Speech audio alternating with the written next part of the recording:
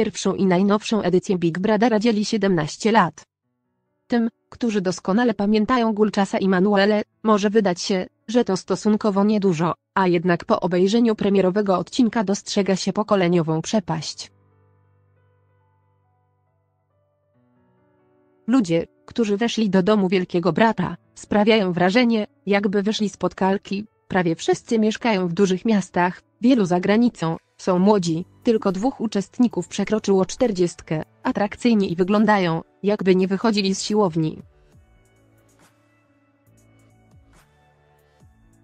Mają aspiracyjne podejście do życia, chcą być aktorami, celebrytami, znawcami mody. Można wpaść w kompleksy, jeśli w porę nie uświadomimy sobie, że polskie społeczeństwo tak nie wygląda.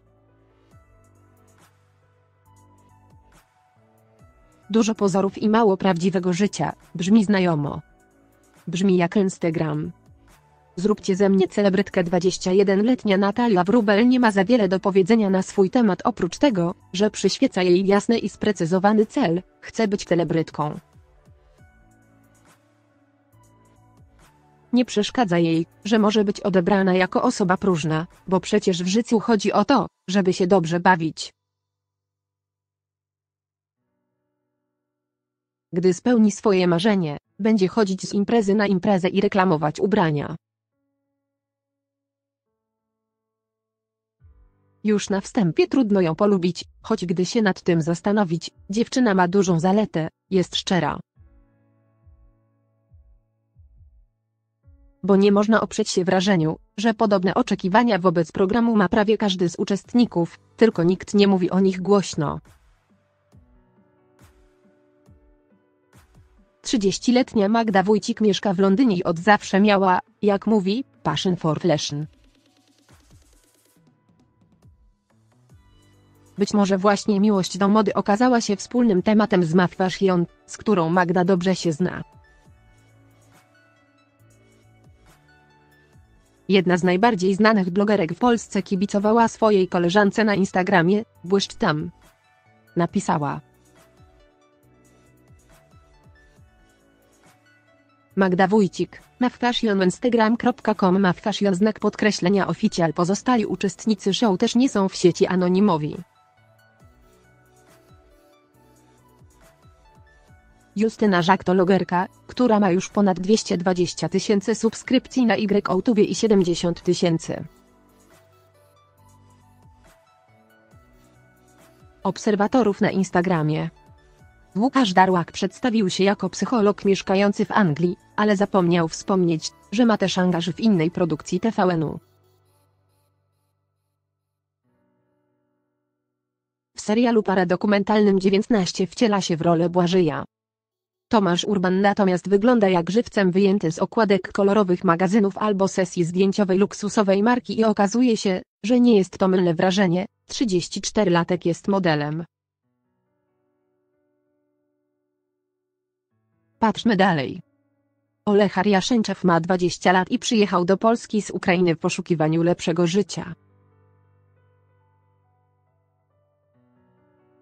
W ojczystym kraju robił karierę sportową, najpierw trenował akrobatykę, potem boks. W obu dyscyplinach zdobywał nagrody w krajowych mistrzostwach, ale w Polsce pracuje jako budowlaniec i marzy o aktorstwie.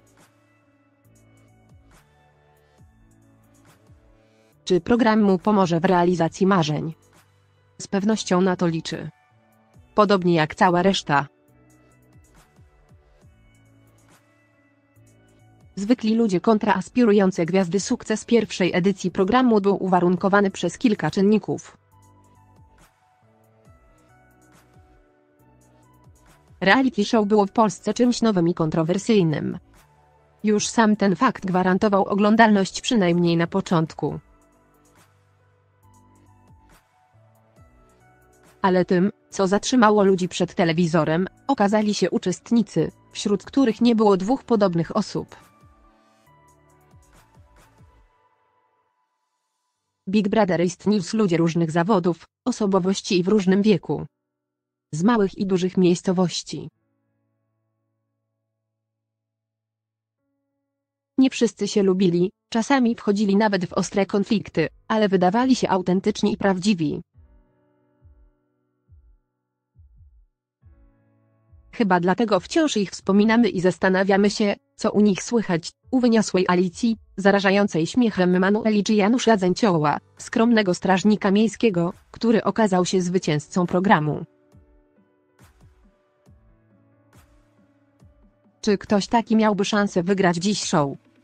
Czy może jest zbyt zwyczajny, bo nie ma konta na Instagramie i za mało lajków na Facebooku?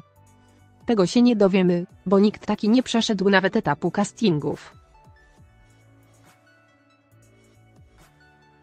Nowy Big Brother nie jest miejscem dla zwykłych ludzi, brakuje tam charakterów, z którymi przeciętny Kowalski mógłby się utożsamić. Czy to znaczy, że program będzie nudny? Wątpię. Ale na autentyzm chyba nie mamy co liczyć. Wiktoria Jakubowska